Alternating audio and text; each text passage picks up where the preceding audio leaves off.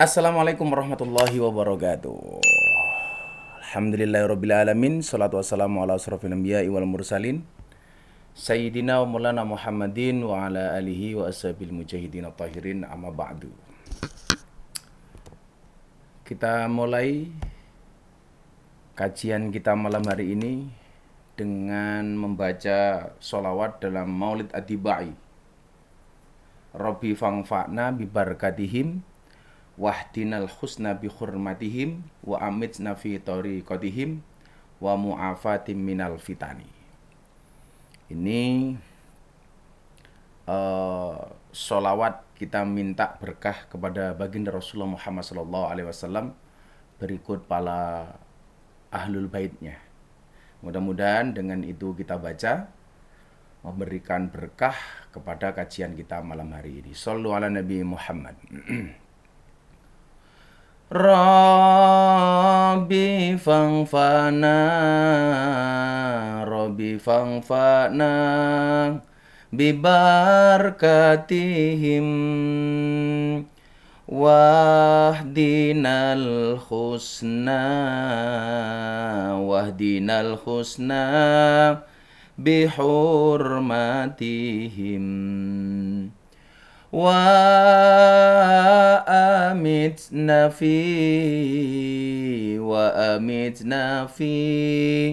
tariqatihim wa mu'afatim minal fitani. Rabbi fangfa'na bibarakatihim wahdinal husna bihurmatihim wa amitna fi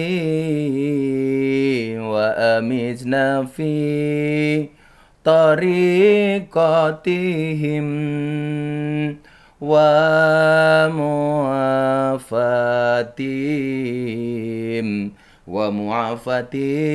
minal fitani. Shallu ala Nabi Muhammad. Belum ada yang protes. Kenapa kacamatanya nggak dipakai? Capek. Yang capek bukan mata saya, tapi kacamatanya. Kacamatanya capek dipakai oleh saya. Oke, seperti yang saya janjikan, malam hari ini kita akan ngaji tentang habaib, tentang ahlul bait, tentang sosok dari zuriyah dan keturunan dari Rasulullah Muhammad SAW. Sepanjang yang saya tahu. Artinya saya juga bisa salah. Artinya apa yang saya sampaikan tidak ada kebenaran mutlak, karena kebenaran mutlak hanya dari Allah. Saya hanya mencoba mengkaji sebagaimana yang saya pelajari dari guru-guru saya, yang saya pahami dari masyayikh saya. Karena hari ini orang yang tidak paham habaib itu terbelah menjadi dua. Yang pertama, karena kecintaannya kemudian terjadi sifat at-taqlidul a'ma. Apa itu? Sifat membabi buta. Ingat, babi itu haram, apalagi babi buta. Membabi buta, sehingga salah benar pokoknya begini, saya mengikutinya. Satu. Tetapi di satu sisi, orang yang tidak paham habaib tahu-tahu mencaci maki, membenci, menghina, dan lain sebagainya. Tentunya ini juga bukan merupakan sifat yang diperbolehkan. Lah, bagaimana sebenarnya kita bersikap? Makanya kemudian kita pahami dulu. Bagaimana kemudian sebenarnya sikap kita tentang habaib, tentang ahlul bait. Apakah benar ahlul bait itu, habaib itu merupakan bagian dari ahlul bait? Karena ada yang mengatakan ahlul bait itu hanya terbatas kepada Fatimah, kemudian putra-putranya Hasan dan Husain. Kemudian keturunannya ini namanya zuriyah. Apapun perbedaan-perbedaan itu, saya mengatakan selama ada nasab garis keturunan dari Rasulullah Muhammad SAW, mereka adalah orang-orang yang harus kita hormati. Orang-orang yang harus kita hormati. Lah, bagaimana kemudian kita mensikapi habaib ini? Yang pertama, kita tidak boleh membenci keturunan Rasulullah Muhammad SAW. Kita tidak boleh membenci zuriyahnya Rasulullah Muhammad SAW. Karena dikatakan la yuhibbuna ahlal bait illa mu'minun taqi. Tidaklah mencintai kami ahlul bait kecuali orang yang mukmin dan bertakwa. Wala yabghaduna ahlul bait illa munafikun syaqi. Dan tidaklah membenci kami para ahlul bait kecuali orang-orang munafik yang durhaka. Kemudian dalam kesempatan lain juga disampaikan, siapa yang membenci keturunanku termasuk orang yang dilaknat dan munafik yang merugi. Masih banyak lagi. Wahai manusia, siapa saja yang membenci Ahlul Bait, maka Allah akan mengumpulkannya di hari kiamat dalam golongan orang-orang Yahudi. Jabir berkata, ya Rasulullah, mereka adalah orang-orang yang berpuasa dan mengerjakan sholat. Rasul menjawab, walaupun mereka berpuasa dan mengerjakan sholat. Artinya apa? Mereka dianggap merugi. Lah, pertanyaannya kemudian adalah, bagaimana sebenarnya kita harus bersikap kepada habaib? Guru-guru saya itu berpesan begini, Miftah, jangan sedikit pun di dalam hatimu membenci kepada para habaib. Para habaib. Kenapa? Karena mereka itu adalah ahli Baitul Mustafa Tuhuri. Kalau kemudian kita melihat dalam Maulid Ad-Dibai itu kan dikatakan seperti itu. Apa dalam Maulid Ad-Dibai itu? Ahlu Baitul Mustafa Tuhuri. Hum amanul ardi faddaki. Ahli rumah Nabi itu adalah pilihan yang disucikan. Mereka itu pengaman bumi, maka ingatlah.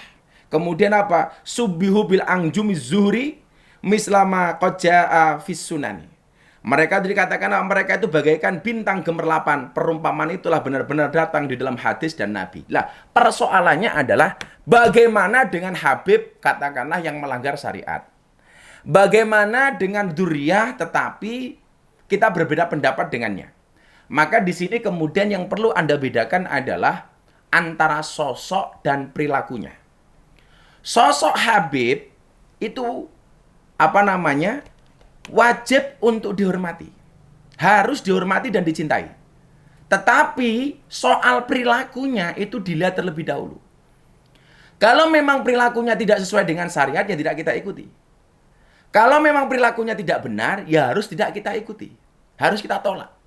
Sosok Habibnya kita ikuti, tetapi perilakunya tidak harus diikuti. Maka kemudian dalam kitab taklim disebutkan al-hurmatu khairum minat ta'ah. Bahwa hormat itu harus lebih didahulukan dibandingkan taat. Lah, jangan sampai kemudian kebencian, perbedaan pendapat kita dengan seorang Habib mengurangi rasa hormatnya. Hormatnya harus, tetapi taatnya tidak. Apakah kemudian kita berdosa ketika kita berbeda pendapat dengan habaib? Tentunya tidak. Kenapa? Karena habaib itu tidak maksum. Walaupun mereka tathir, suci, tetapi mereka tidak maksum. Saya ulangi ya. Kalau Nabi Muhammad itu maksum, dijaga dari perbuatan dosa. Sementara zuriyahnya Rasulullah itu tidak ada yang maksum. Mereka memang tathir, tapi tidak maksum. Maka ketika Rasulullah Muhammad SAW ada disambati oleh seseorang yang anaknya pejabat di masa Rasulullah, itu mau dihukum gara-gara melakukan sebuah perbuatan. Rasulullah waktu itu mengatakan apa? Lau anna Fatimah binti Muhammad sarokot lakotok tu yadah. Kalau seandainya Fatimah anaknya Muhammad Rasulullah itu mencuri, maka juga akan aku potong tangannya. Ini bisa dimaknai banyak hal. Satu, bahwa Rasulullah itu menegakkan keadilan tidak pandang bulu. Kemudian yang kedua, bahwa sebenarnya dzurriyyahnya Rasulullah ini tidak maksum. Artinya mereka juga bisa berbuat dosa. Disitulah kemudian kalau memang mereka berbuat dosa, melanggar syariat, ya tidak harus kita ikuti.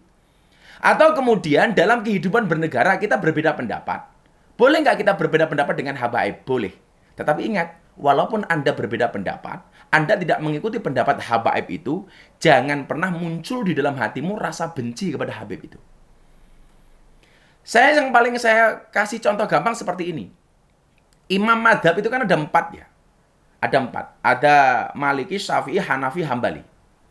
Saya menggunakan pendapatnya Imam Syafi'i. Tapi bukan berarti saya membenci Maliki. Ketika saya menggunakan pendapatnya Syafi'i, bukan berarti saya membenci Hanafi. Saya membenci Hambali. Tidak. Saya tetap mencintai beliau, Maliki, Hambali, Hanafi, walaupun saya tidak menggunakan pendapatnya. Kenapa? Karena saya menggunakan pendapatnya Imam Syafi'i. Sebagaimana Ahlussunnah wal Jamaah kebanyakan di Indonesia. Lah artinya apa? Ketika kemudian kita juga berbeda pendapat dengan habaib, itu boleh. Pendapatnya tidak kita pakai, boleh. Kita berselisih pendapat, boleh. Bahkan pendapat kita bertentangan, boleh. Tetapi jangan pernah mengurangi rasa hormat itu kepada habaib-habaib kita. Jadi begini, yang terjadi hari ini apa? Ini senang dengan satu habaib, membenci habaib yang lain. Karena apa? Tidak sesuai pandangan politiknya, pandangan beragamanya, pandangan bermasyarakatnya, pandangan sosialnya. Maka kemudian kecintaan kita itu menjadi absurd. Ya kan? Kalau kita cinta, kita hormat. Kalau tidak cinta, tidak dihormati. Ini saya pikir pola cinta yang salah. Pola mahabbah yang salah. Anda boleh tidak suka dengan pendapatnya. Tetapi jangan mengurangi rasa hormatnya kepada beliau-beliaunya. Lah, contoh begini. Dalam persoalan kebangsaan, saya mengikuti pahamnya Habib Lutfi bin Yahya Pekalongan. Beliau yang selalu mengajarkan NKRI harga mati. Beliau seorang habaib yang sangat nasionalis. Habib Lutfi seorang guru bagi saya yang mengajarkan saya untuk mencintai bangsa ini. Maka kemudian kita sebagai orang yang asli Indonesia itu kadang-kadang malu. Karena apa? Abah Lutfi itu jauh lebih Indonesia daripada kita. Walaupun beliau seorang habaib keturunan Arab. Keturunan Rasulullah. Ya kan? Lah, artinya apa? Ketika saya kemudian mencintai dan mengikuti pendapatnya Habib Lutfi, saya juga tidak boleh, walaupun berbeda pendapat dengan Habib yang lain, untuk membenci Habib itu. Habib itu tetap harus saya hormati, walaupun pendapatnya tidak saya ikuti, gitu loh. Lah yang terjadi hari ini apa? Kita itu apa ya? Ambigu. Apa ya? Apa ambivalen ya? Apa vivalen? Jadi di satu sisi kita mengagung-agungkan habaib, di satu sisi kita menghina habaib. Lah ini nggak benar bagi saya, nggak benar. Nah, contoh begini, saat ini yang ramai katakanlah, saya kemarin ditanya, bagaimana tentang pendapat Gus Miftah tentang kepulangan Habib Rizik, Habibana Rizik. Ya boleh dong, dia warga negara Indonesia kok. Ya kan? Beliau masih WNI, warga negara Indonesia. Apapun alasannya begitu beliaunya pulang, ya monggo-monggo saja. Kita ucapkan ahlan wa sahlan bi hudurihi. Selamat datang silakan selamat datang dengan kehadiran beliau. Kan begitu. Kalau kemudian kita tidak cocok pendapatnya dengan Habib Rizik jangan pulang. Kita nggak punya hak menolak. Hak kita apa? Karena itu diatur oleh hukum. Ini beliau boleh pulang atau enggak itu kan urusan imigrasi, bukan urusan saya. Karena beliau ini dan duriahnya, keluarganya, masih warga negara Indonesia, ya silakan pulang. Silakan pulang. Lah, apakah kemudian ketika saya dalam banyak hal umpamanya berbeda pendapat dengan Habibana Rizik, contoh soal Pilpres. Beliau kemarin kalau nggak salah dengan ormasnya mendukung 02 umpamanya. Saya Miftah mendukung 01 Pak Jokowi. Beliau kemarin mendukung 02 Pak Prabowo. Ini kan saya tidak harus satu paham dengan beliau. Beliau milih Pak Prabowo, saya milih Pak Jokowi. Tapi jangan sampai gara-gara saya beda pilihan dengan beliaunya, saya tidak menghormati beliaunya, berarti saya salah gitu loh. Pilihannya boleh beda, tetapi tidak mengurangi rasa hormatnya. Lah yang terjadi hari ini kan sementara begini. Saya tidak sesuai pandangan politik dengan Habib Rizik, maka saya membenci Habib Rizik. Anda salah. Atau saya tidak sependapat dengan Habib Lutfi, maka saya membenci Habib Lutfi. Anda salah. Saya mengikuti dan cinta dengan Habib Lutfi, dan saya menghormati Habib Rizik, walaupun saya berbeda pendapat dengan Habib Rizik. Lah pola seperti ini hari ini yang di Indonesia ini mahal gitu loh. Kalau sudah cinta, sejelek apapun tetap diikuti. Kalau sudah benci, walaupun orang itu baik, tetap tetap kelihatan jelek. Maka kalau dalam bahasa mahfudzat itu apa sih? Wa ainur itu an kulli aibin qalilatin. Orang itu kalau sudah cinta,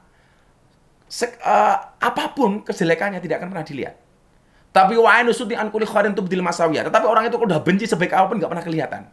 Lah, saya pengen Anda-anda yang ikut ngaji saya ini nggak mempunyai sifat-sifat seperti itu gitu loh. Kita harus fair mendudukkan persoalan bahwa mereka dzurriyyahnya Rasulullah, kehabaibannya harus kita hormati.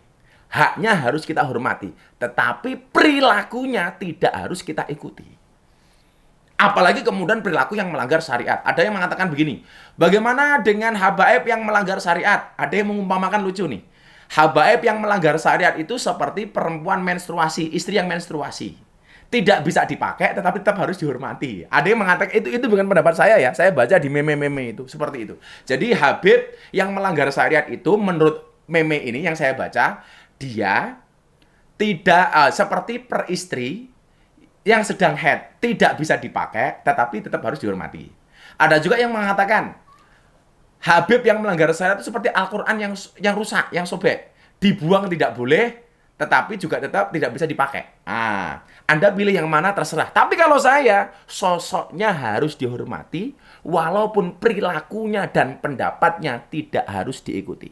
Maka berulang kali saya sampaikan, al-hurmatu khairum minat ta'ah. Hormat itu lebih didahulukan dibandingkan taat. Lanjut. Kenapa kemarin Gus Miftah sempat memberikan respon kepada Ustadz Mahir? Ya, saya memberikan respon ini. Orang-orang yang hari ini nyerang saya dengan potongan-potongan video saya, silakan teruskan saja Anda menyerang saya dengan memotong-potong video. Saya nggak akan marah dan saya nggak akan emosi. Saya merespon apa yang disampaikan oleh Mahir At-Tuwailibi, Al-Ustaz Mahir At-Tuwailibi, itu semata-mata karena saya diperintahkan oleh guru saya. Miftah, kamu tanggapi itu. Kamu respon. Yang menurut guru-guru saya, beliau menghina Habib Lutfi. Walaupun beliaunya ngeles.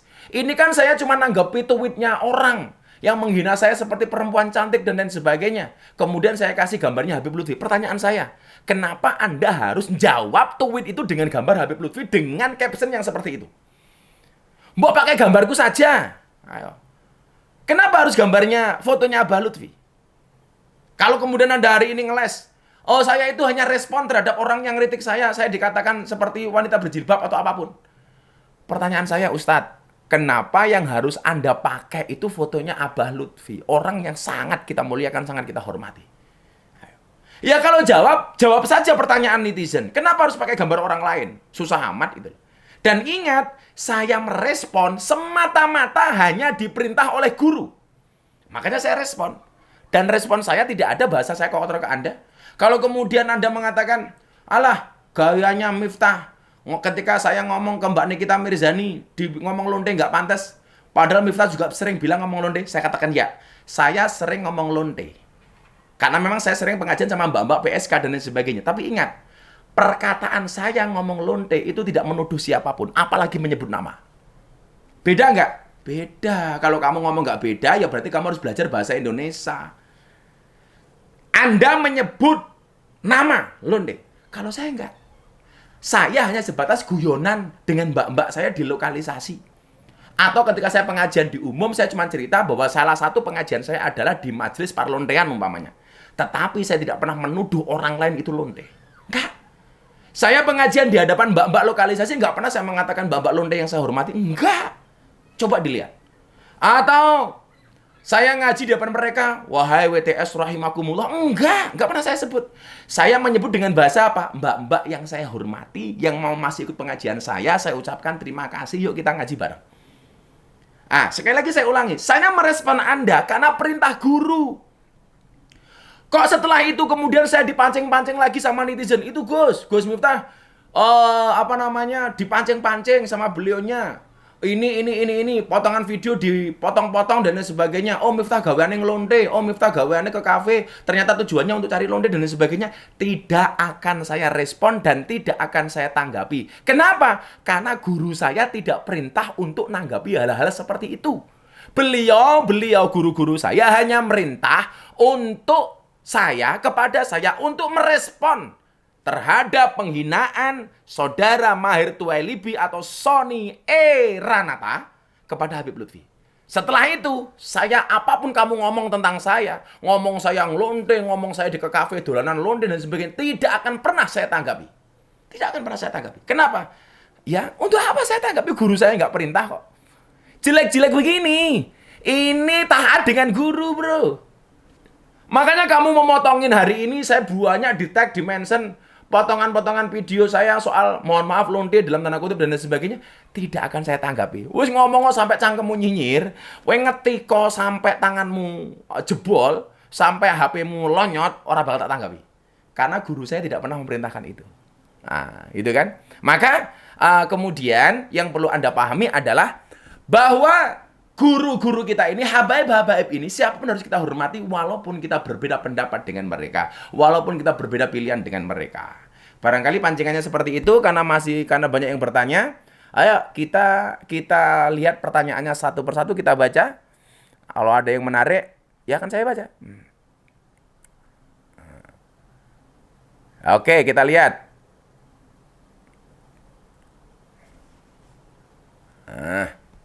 Ada yang bertanya dari Dapur Bindul. Habib Rizik iku prilakune pripun, Gus? Ya, nggak usah tanya saya kan ya. Anda bisa melihat kalau ada kebaikan ya diikuti. Kalau yang disampaikan tidak baik ya jangan diikuti. Siapapun itu, tidak hanya Habib Rizik, gimana? Ya kan? Kalau ada baiknya ya kita ikuti. Kalau menurut Anda tidak baik ya jangan diikuti. Tapi jangan mengurangi rasa hormatmu. Gitu.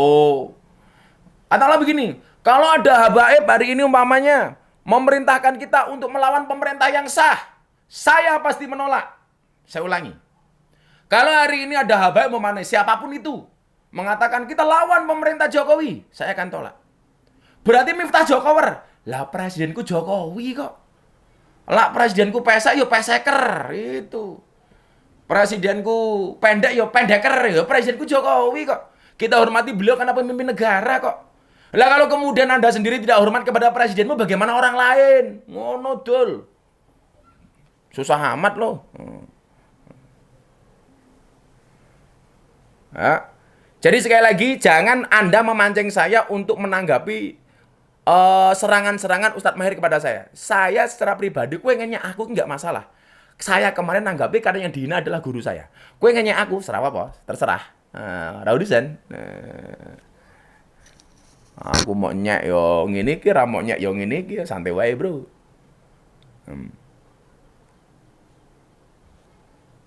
Yo. Oke. Pendapat Gus Miftah tentang cadar pripun, Gus? Dari Asfir 17. Ya boleh-boleh saja. Wong imam-imam juga membolehkan kok gitu loh. Ya silakan saja. Anda bercadar, ya silakan. Enggak, ya silakan meraih-raihmu dewe. Ya, yang salah itu kalau saya punya santri. Kemarin santri saya tak seneng nih. Kamu nggak boleh pakai cadar. Lah kenapa, Gus? Cowok, je. Lanang kok gue cadar. Lah cewek ya silakan. Saya tidak akan membenci cadar. Istrinya Gus Miftah tidak pakai cadar, ya men membojo-bojoku dewe. Repot amat. Boleh-boleh saja. Wong yo pendapat imam-imam madzhab kan sudah bisa kita baca bagaimana hukum cadar. Ya jadi jangan membenci, nggak boleh. Oke. Assalamualaikum Gus, badhe tanglet kenging napa habaib-habaib niku saged benten-benten ajarane. Lah yo ngajine beda-beda kok, mondoknya beda-beda tempat kok. Jangankan habaib, kan habaib jumlahnya banyak, Bro. Wong kakak ngadia utake iso beda kok. Likulli ra'sin ra'yun. Setiap kepala itu punya pendapat. Lah habaib itu kan jumlahnya banyak. Jadi kalau mereka berbeda pendapat ya lumrah-lumrah saja. Itu.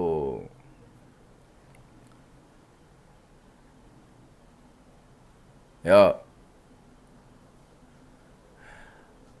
Bagaimana? Ndi mau. Bagaimana caranya bisa berhusnuzon kepada kiai dan habaib? Lah ini. Dulu para sahabat itu kalau mau ngaji, ada yang membayar sedekah. Tujuannya untuk apa?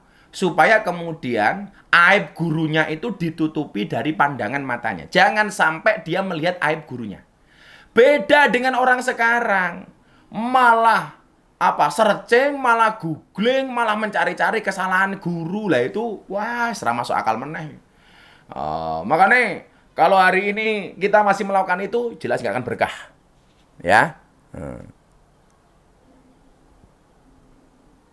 Itu ya.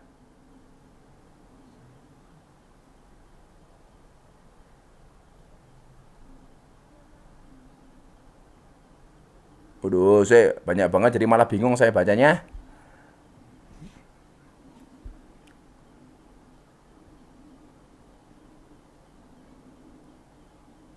Nah, ini. Nanti mau. Dari Ocai 62, saya tidak suka dengan perilaku HRS. Apakah saya salah tidak memanggil beliau dengan sebutan habaib? Piye yang jawabnya ya? Yang pertama, apa sih repotnya kita memanggil orang dengan Habib itu umpamanya? Kalau saya kok merasa seperti itu. Kalau Anda memang merasa repot ya nggak usah dipanggil. Gitu. Tapi kalau saya nggak ada jelek, nggak ada ruginya. Ruginya apa gitu?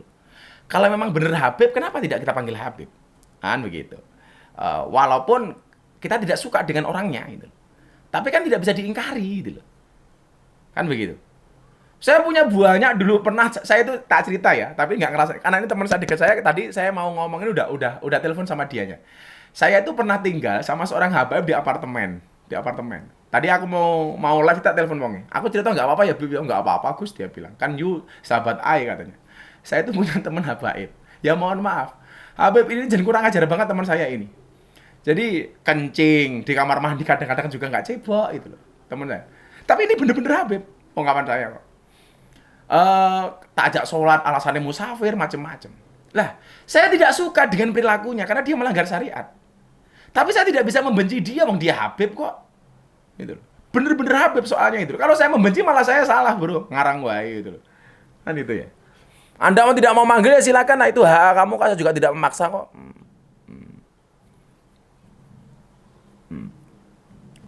Gitu.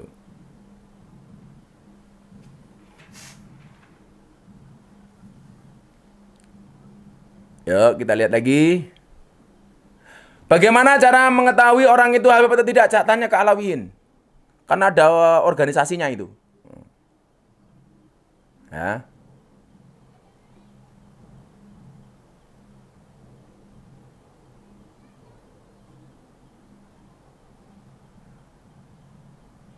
Wah, ini pertanyaannya apa sih? Dari Aditya 9393 malam, Bah. Gimana caranya biar istri nggak marah lagi, nggak marah kalau mau nikah lagi? Matamu, matamu. Wah, aku yo. Kau takon aku, kaya aku ahline wae. Arang wae. Aku ya pemendas kok dadana. Ya supaya nggak marah gimana? Ya jangan nikah lagi. Nah.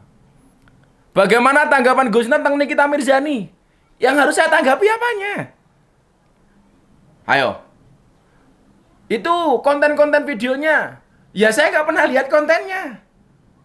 Saya cuma waktu itu pernah lihat sekali ketika dia ditanya, Mbak Nikita Mirzani anaknya di mana? Ya anaknya di pondok pesantren. Kenapa kok di pondok pesantren? Ya saya memang nakal, tapi anak saya juga harus menjadi anak yang soleh. Bagi saya keren. Jadi gini loh Mas Mbak ya semuanya. Kalau melihat orang itu please lihatlah kebaikan-kebaikannya. Jangan melihat kejelekan-kejelekannya. Aku dewe iki begini ya. Saya sebenarnya begini. Kemarin ada istilah revolusi akhlak, itu aku seneng loh. Ya walaupun sebenarnya bukan bahasa baru ya, karena akhlak itu kan tujuan utama Rasulullah diutus di muka bumi kan innama bu'istu li utamima makarimal akhlak. Tetapi ini konsekuensinya berat. Beratnya di mana? Kita yang gembor-gembor revolusi akhlak, ya tentunya harus memberikan contoh akhlak yang baik. Baik kelakuannya, perkataannya, budi pekertinya, dan lain sebagainya itu loh. Maka saya sendiri tidak berani menggaungkan bahasa revolusi akhlak. Kenapa? Karena barangkali akhlak saya belum sesuai. Hari ini ya lucu no. Kita bengok-bengok revolusi akhlak tapi kelakuannya akhlaknya elek. Tetapi cangkemnya elek umpamanya. Kan gak pas. Nah, kalau bahasa, yuk akhlak Indonesia harus kita revolusi supaya menjadi akhlak yang baik. Saya setuju banget. Ya karena memang banyak yang kurang baik kok. Apakah koruptor itu akhlaknya baik? Tentunya koruptor itu akhlaknya jelek. Kan begitu. Karena kalau memang baik kenapa dia korupsi? Lah, pemimpinnya akhlaknya perlu direvolusi, rakyat juga sama direvolusi. Contoh, akhlak rakyat yang kurang bener itu contohnya bantuan presiden, bantuan pemerintah untuk rakyat miskin, semuanya ngaku miskin, ya toh? Semuanya ngaku miskin. Bantuan pemerintah untuk UMKM, semuanya mengaku pengusaha kecil. Lah, makanya saya bisa usul kepada Pak Jokowi tolong bikin bantuan untuk orang gila. Lah, pertanyaan saya, apakah orang Indonesia banyak yang ngaku gila, modar ya, ya. Jadi kalau kemudian kita mau revolusi akhlak, tentunya kelakuan kita yang ngajak, ya, perkataan kita, sikap kita tentunya mencerminkan akhlak yang baik. Ya lucu, wong ngajak-ajak apa kok ternyata awake dhewe bosok. Kalau bahasa saya kan begini, mana mungkin bisa menerangkan sementara dia sukanya menggelapkan. Amit banget loh. Orang mungkin kamu bisa nerangke, wong gaweane kowe menggelapke. Orang yang bisa menerangkan orang yang bisa menerangkan adalah orang yang terang. Bagaimana kita bisa membuat terang sementara kita sukanya menggelapkan? Ya ra iso gitu loh. Nggak bisa, bro, nggak bisa.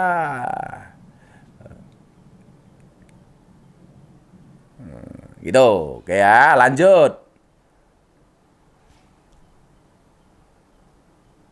Hmm, hmm, hmm, hmm.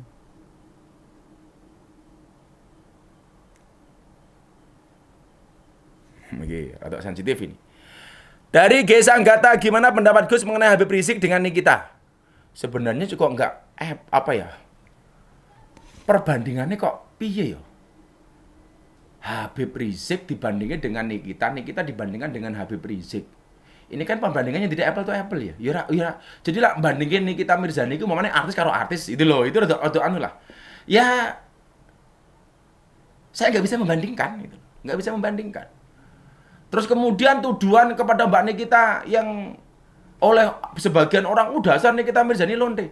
Loh, kita nggak boleh loh ngomong seperti itu, nggak boleh. Rasulullah pernah ditanya, pernah bertanya kepada sahabat, "Atadruna mal ghibah? Tahukah kalian ghibah itu apa?" Kemudian para sahabat menjawab, "Allah wa rasuluhu a'lamu." Allah dan Rasulnya yang lebih tahu, yang lebih tahu. Kemudian Rasulullah mengatakan apa? Ghibah itu adalah ketika kamu membicarakan orang lain, membicarakan saudaramu. Ah, itu namanya ghibah. Kemudian kalau yang saya bicarakan itu benar wahai Rasulullah. Rasulullah menjawab, "Kalau toh yang kamu bicarakan benar itu tetap ghibah, kalau salah itu fitnah." Ya, kalau Anda kemudian hari ini mengatakan begini, "Oh, aku melu-melu pendapatnya Ustadz Mahir. Nikita itu lonte." Kalau toh yang Anda katakan itu benar, itu ghibah. Dan kalau salah itu fitnah. Nggak boleh. Nggak boleh. Lah, saya kira omongannya beginilah, mau fair-fairan ya. Saya elek-elek ini kita Mirzani itu umpamanya ya. Dia masih banyak bersedekah, bangun masjid di Jogja, di Bandung. Ada beberapa guru yang dia kasih gaji bulanan. Ya kan? Kemudian dia juga banyak memberikan derma di musim COVID seperti ini juga masih memberikan sedekah dan lain sebagainya. Jangan Anda mengatakan cie Gus Miftah bilang enggak. Untungnya apa saya? Tapi kita harus fair gitu loh. Itu kan tontonan channel YouTube-nya banyak mengandung unsur pornografi. Ya salahmu mak delok. Saya nggak pernah mengatakan channelnya Nikita Mirzani ada unsur pornografi. Soalnya aku nggak pernah nonton. Kamu yang mengatakan itu berarti kamu penikmatnya, modar konangan cie. Itu pemahaman kok gimana sih? Kan begitu ya. Jadi kalau saya ya sejelek apapun seorang itu pasti ada baiknya. Dan saya nggak bisa mengatakan, oh ini, waduh nggak boleh lah, janganlah, ya, jangan. Salamu dewe nonton, ramu tonton juga ora bakal komentar. Kamu bisa komentar kan mergo kamu nonton. Jangan-jangan kamu malah menikmati, modar konangan gue. Iki lucu menehi. Iki lucu menehi pertanyaan iki. Dio.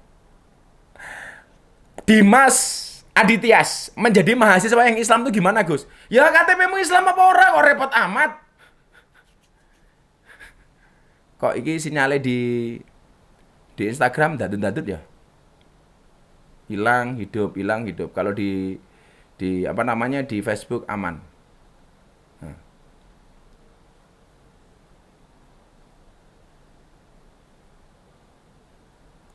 Dah. Jadi Menjadi mahasiswa Islam gimana, Gus? Ya, KTP-mu Islam, ya wis Islam kok repot amat sih gitu loh. Pertanyaan kok aneh-aneh. Lucu. Ya, suaranya macet-macet tadi. Oke, pertanyaan dari Facebook sekarang. Mana? Topine apik Gus. Oh, iki BNPT. Badan Nasional Penanggulangan Teroris. Rasa jadi teroris, daripada tak tangkap kowe. Gus minta nama buat bayi saya untuk istri saya yang bentar lagi melahirkan. Siapa ya jenenge ya? Siti kamar mandi apa ngono lah.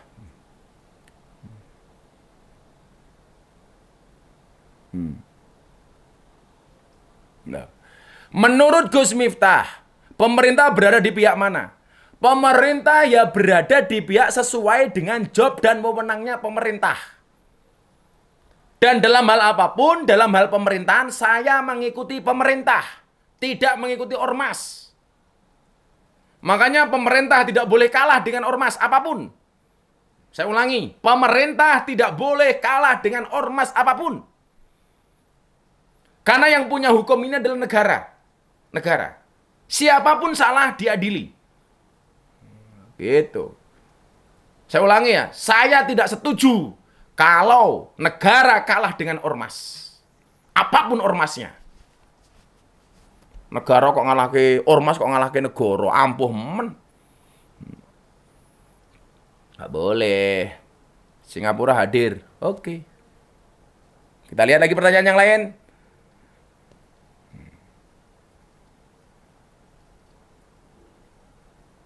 Iki apik meneh.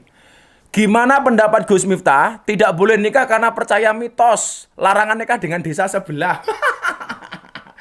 Iki pendapatnya sapa meneh to Yuyu. Yang tidak boleh itu nikah dengan teman sekampung. Itu nggak boleh. Kenapa? Satu saja repot, apalagi sekampung. Nikah dengan teman sekantor nggak boleh. Satu saja, sekantor repot. Malah dengan teman sebelah ya boleh-boleh saja kok. Negara tidak boleh kalah dengan ormas, negara tidak boleh kalah dengan preman, negara tidak boleh kalah dengan sosok manapun. Karena kita undang-undangnya jelas. Itu, keras saya soal itu. Masa negara kalah karo preman? Siapapun itu loh ya. Nggak boleh. Wah, no preman Miftah, melawan negara, walaupun saya ampuh. Ikuti negara, bukan premannya. Nggak ada istilah nggak boleh nikah dengan teman kampung sebelah, boleh-boleh saja. Lawang sak kampung mau rabi kabeh kira oleh. Kesel. Kesel.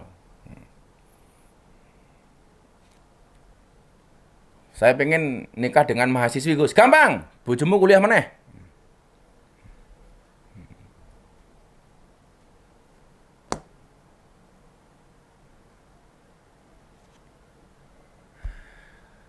Dari Ica Ramdhani, sekarang kalau ditindak ngomongnya kriminalisasi ulama, Gus. Bedakan kriminalisasi ulama dengan ulama yang kriminal. Kalau ulama berbuat pidana itu namanya ulama yang kriminal. Itu namanya bukan kalau kemudian dia dihukum, itu bukan kriminalisasi ulama, tapi proses hukum terhadap ulama yang kriminal. Gitu ya. Jadi kalau ada ulama, dia berbuat salah, melanggar hukum, ditangkap sama polisi, itu bukan kriminalisasi ulama, tapi proses hukum terhadap ulama yang kriminal. Kemarin ada yang bilang begini, ini yang terjadi itu bukan kriminalisasi ulama, Gus, tapi kriminal yang diulamakan. Wah, Gus, mbuh pendapatmu. Ya. Tuh.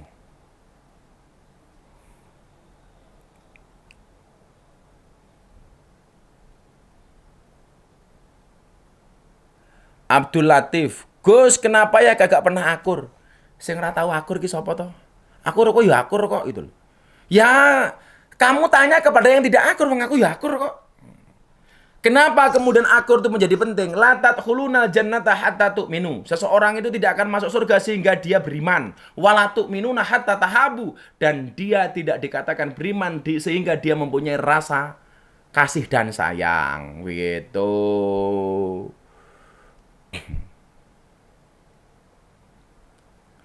Ama kita aja. Arep ngopo? Oh jenenge. Gus curhat nih, saya punya doi, tapi doi saya dari keluarga wah mewah Gus, dan saya hanya anak buruh tani dengan keterbatasan fisik, dan orang tua dari doi saya tidak merestui hubungan saya. Alhasil, bubar semua. Tiap saya sholat, saya minta agar bisa bersatu dengan mantan saya. Apakah harus tetap dilakukan diperjuangkan, atau harus meminta untuk menggantikannya ya Gus? Lah kowe iki ngerti ngono tetep mau oyak goblok kok. Kowe ya ngerti abot ya rasa dioyak kok itu. Jodoh itu siapa? Pertanyaan saya. Jodoh itu adalah orang yang mau kamu nikahi. Secantik apapun tapi ra gelem karo kowe berarti bukan jodoh. Sejelek apapun tapi mau sama kamu berarti jodoh. Itu.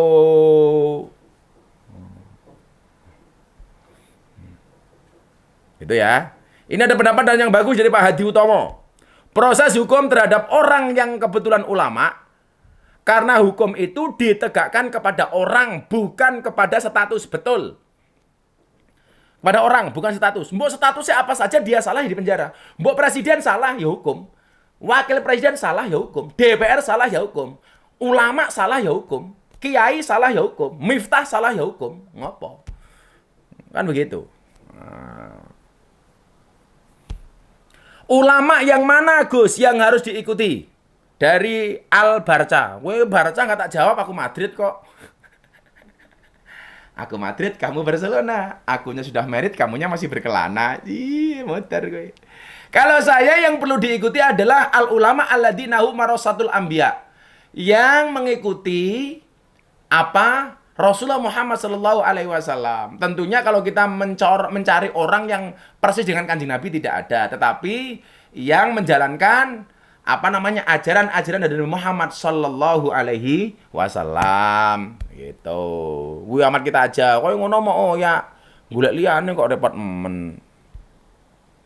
Gitu ya. Jadi kembali kepada tadi persoalan revolusi akhlak. Tentunya majelis-majelis maulid itu harus menjadi majelis yang menggambarkan keagungan, kebaikan dari akhlaknya Muhammad. Maka jangan sampai kemudian di majelis-majelis maulid itu terjadi caci maki, terjadi satu hal yang tidak etis, terjadi pembicaraan yang tidak pantas. Contoh, saya ditanya, Gus, itu gimana majelis maulid kok mendoakan Pak Jokowi sama Bu Megawati berumur pendek? Waduh, aku yang mau meneh. Padahal Rasulullah mengatakan apa? Du'aul mar'i li akhihi kadu'aihi li nafsihi. Doa seseorang kepada saudaranya itu seperti mendoakan dirinya sendiri. Jadi kalau Anda mendoakan Pak Jokowi pendek umurnya, itu bisa balik neng awakmu. Kalau Anda mendoakan Bu Megawati pendek umurnya, itu bisa kembali kepadamu. Orang yang berdoa itu akan balik ke dirinya sendiri. Karena doa kita kepada saudara kita itu seperti mendoakan kita sendiri. Mbok yen ndonga sing apik wae. Mosok ndonga malah ndongake pendek umure. Engko lak kaya engko mati dhisik engko nyalahke disantet. Ngisin-ngisini. Ya sing apik-apik wae. Aku enggak setuju itu. Aku enggak setuju. Kalau memang yang berdoa itu Habib, saya hormati kehabaibannya. Tetapi saya tidak setuju dengan doanya. Catat ya. Ya catat ya. Jadi kalau ada orang berdoa jelek yang doa ini katakanlah Habib. Habibnya saya hormati tapi doanya tidak akan saya ikuti. Ndongake orang kok jelek. Nggak boleh. Oke. Oke bro.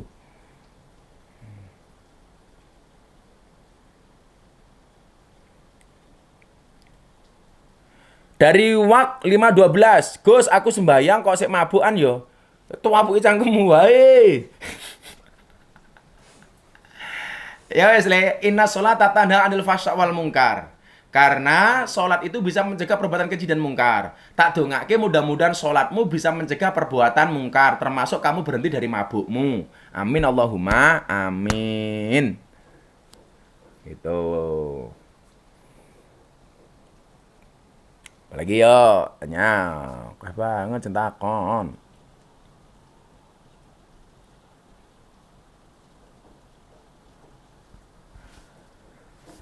Gus ndilang. Ulama sing bengok-bengok sering provokasi, apa pantes sih dianggap ulama, Gus? Yang menganggap ini pantes atau tidak pantes kalian. Tapi kalau saya mempunyai kategori ulama berdasarkan apa yang dikatakan oleh Imam Al-Ghazali. Ulama itu siapa? Alladzina yang duruna ilal ummah bi'ainir rahmah. Ulama itu adalah orang yang melihat umat dengan kacamata kasih sayang. Dengan kacamata kasih sayang. Dan saya mendapati itu di Habibana Lutfi bin Yahya. Beliau bagaimana kemudian setiap tamu yang datang itu dihormati sama. Mau pejabat, mau rakyat, mau orang penting, tidak penting, semuanya di mata beliau dilihat dengan kacamata kasih sayang. Nah, saya tahu betul karena saya sering sowan beliau. Jadi siapapun yang sowan boleh. Gitu ya. Oke. Widi Rais, NM versus HRS, menang ora kondang kalah tambah wirang, mending nonton wayang. Ape, ape. Cangkemmu api, Bro. Ape. Jadi begitu ya, kalau kemudian ada orang kadang-kadang Gus Miftah kok pas mau ngomongnya kasar, ya saya khilaf, saya salah. Saya juga manusia biasa, mungkin kadang-kadang ketika saya ngaji juga ada omongan kasar macam-macam. Makanya saya berat kalau harus ngomong revolusi akhlak, saya berat. Karena akhlakku jadi bosok gitu. Ya saya ulangi ya, kalau saya diminta ikut-ikutan ngomong revolusi akhlak, saya sumpah saya nggak berani. Kenapa? Karena akhlakku yo jek bosok. Masa wong bosok ngajak supaya wong dadi apik, ya aduh ora pantes. Maka saya bilang, sebenarnya kiai itu tidak untuk diikuti. Tenan deh. Kiai itu tidak untuk diikuti. Tugas kiai itu tidak untuk diikuti. Karena kiai itu tugasnya ngajak umat untuk mengikuti Kanjeng Nabi. Saya ulangi ya. Kiai itu menurut saya tugasnya tidak untuk diikuti. Karena tugasnya kiai itu adalah ngajak umat untuk mengikuti Kanjeng Nabi. Kiai itu tidak untuk dicontoh. Tapi ngajak umat untuk mencontoh Kanjeng Nabi. Tapi pantas-pantasnya orang ngajak, tentunya kelakuannya kiai juga harus menjadi kelakuan yang pantas. Kalau kita Habib, teman Habib itu, Habib ngajak untuk mencontoh Kanjeng Nabi, tentunya kelakuannya Habib sendiri juga harus mencontoh kelakuannya Kanjeng Nabi. Maka saya selalu mengatakan begini, kita boleh nggak menghina Habib? Tidak boleh, karena di dalam tubuhnya ada darah Rasulullah. Pertanyaan kemudian, boleh nggak Habib menghina orang lain? Nggak boleh.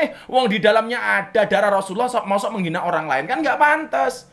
Terus siapa yang bisa kita hina? Nggak ada satu manusia pun yang boleh kita hinakan. Kenapa? Karena walaqad karramna bani Adam. Karena Allah telah memuliakan anak turun Adam. Jadi kalau seperti itu nggak ada alasan kita untuk menghina orang lain. Saya ulangi ya.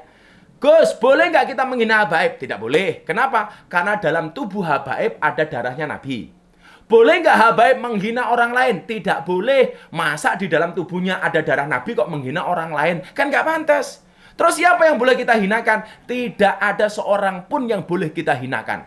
Termasuk kalau saya ngaji di lokalisasi ketemu Mbak PSK, saya nggak akan menghinakan beliau. Saya ketemu anak-anak pemabuk, saya tidak akan menghinakan para pemabuk. Karena Imam Sayyidina Ali bin Abi Thalib beliau mengatakan, ketika di malam hari kamu melihat orang yang berbuat maksiat dan kamu ketemu keesokan harinya, jangan katakan dia ahli maksiat. Kenapa? Karena barangkali malam itu dia sudah bertobat sementara mata kamu tidak melihat. Nggak ada yang bisa kita hinakan. Ayo. Katakanlah kamu menghina begini, walah, ini kita Mizani ahli maksiat. Loh, kalau kemudian dia bertobat kita nggak pernah lihat, kamu malah dosa loh. Kamu mengatakan Nikita Mirzani ahli maksiat, sementara dia tidak malah menangis berdoa tahajud, apa matamu ndelok? Kan juga ngerti. Ketika dia sholat, dia minta sama Allah diampuni, dia beristighfar, kemudian Allah menurunkan rahmatnya kepada dia dan dia diampuni. Kamu juga nggak pernah tahu. Dari mana kamu tahu? Ayo, harus ngapa gue? Nggak boleh. Saya ketemu anak pemabuk malam hari ini. Keesokan harinya ketemu saya, kamu pemabuk. Siapa tahu malam itu dia udah bertobat dan diampuni dosanya oleh Allah. Maka seperti di YouTube-nya Gus Miftah kemarin, Gus Miftah marah ketika ada seorang teman memposting fotonya Julia Perez dalam keadaan seksi, padahal orangnya sudah meninggal dunia. Ini ngawur kebangetan. Barangkali dia di alam kubur sana sudah diampuni oleh Allah, kita masih berbuat dosa dengan fotonya, kan goblok banget gitu loh. Iya kan? Janganlah, jangan. Nggak boleh. Kamu yang suka ngaji dengan Gus Miftah, saya akui Gus Miftah kadang-kadang ngomong kotor. Tapi omongan kotor saya insya Allah tidak saya tujukan kepada orang per orang. Ya mergo itu kesalahan saya pribadi, mergo aku masih jelek gitu aja. Tidak untuk ditujukan kepada orang lain. Ya. Oke ya.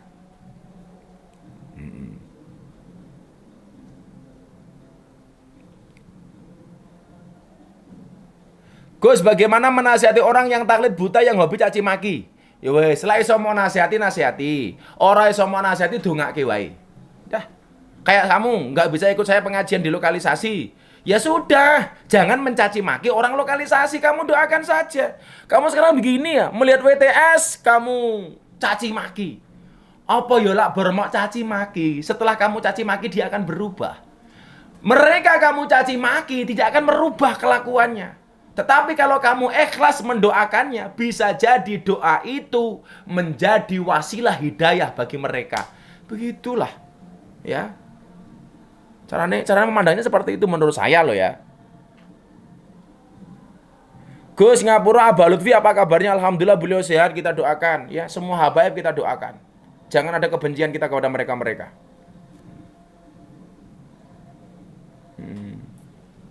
Oke ya.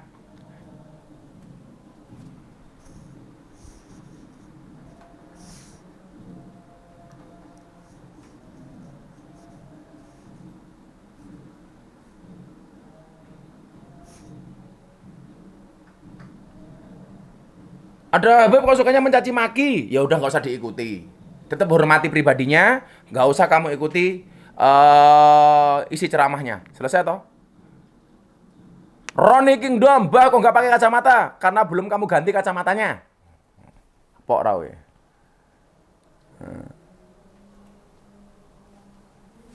Galuh Linggar. Gus, saya tatoan tapi sholat. Tapi saya masih suka nambah tato. Itu menurut Gus Miftah gimana? Kamu double L. Apa oleh daliti?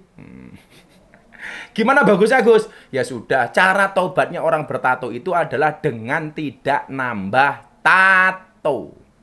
You know? Oh, itu Mas, gitu ya.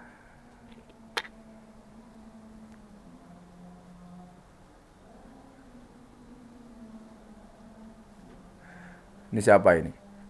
Tio Vindra, hukumnya menyembelih korban depan masjid itu diterima nggak Pak? Nggak Gus? Soalnya dia ada orang yang nggak setuju. Ya boleh-boleh saja, tahu orang ini mau halaman masjid kok.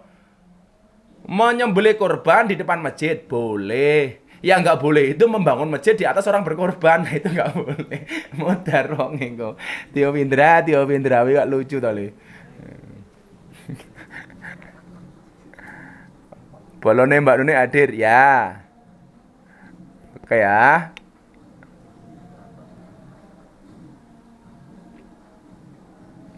Tapi menaik. Mak Kardio, MC Kardio. Gus nderek tanglet doa agar dosen skripsi mudah dihubungi pripun nggih. Doa agar dosen skripsi mudah dihubungi. Kamu Fatihah sebelum telepon, sebelum kamu datangi kamu Fatihah dulu. Untuk dosen skripsiku Al-Fatihah. Di Fatihah tetap angel gampang. Tambahi Yasin sak tahlile ya. Pengen banget ketemu Gus Miftah langsung, insya Allah berdoa saja mudah-mudahan kita bisa ketemu ya, pandemi segera berakhir. Oke ya. Gus, dulu di pesantren mana? Saya di Pondok Pesantren Bustanul Ulum Jaya Sakti Padang Ratu Lampung Tengah. Kemudian kita juga di Pondok Pesantren Nurul Huda Plosong Gondang Sragen, tempatnya Abah Sarip Hidayatullah. Itu ya. Kok di Facebook katanya nggak ada suaranya? Bener nggak?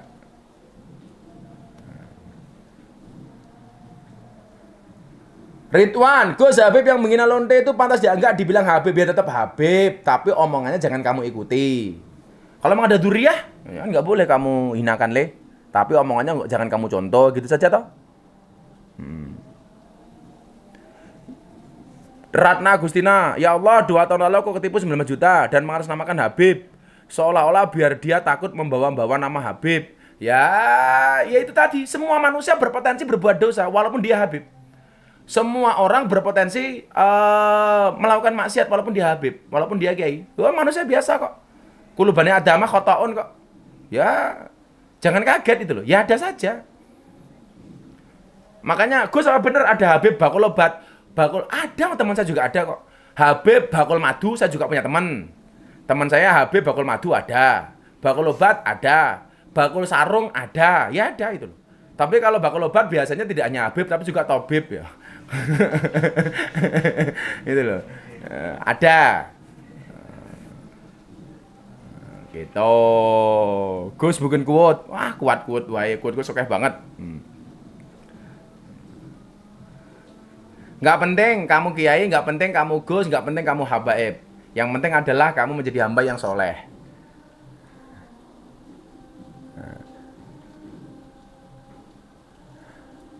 Kemal Arya Malam Ahad besok ada mujahadah Gus, ada, tapi kalian lihat dari rumah saja di channel Gus Miftah Official is comeback. Saya gawe hacker. Mantep nih gue. Kemarin channel YouTube-nya Gus Miftah dihack dan alhamdulillah hari ini is back. Wih, saya gawe ngehack karepmu ki apa? Kene YouTube mau ibadah malah mau hack. Kurang gawean.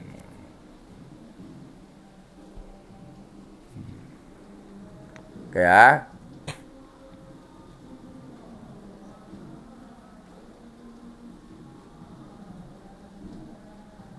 Udah 1 jam belum?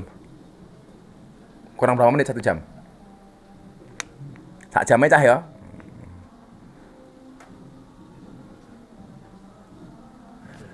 Dari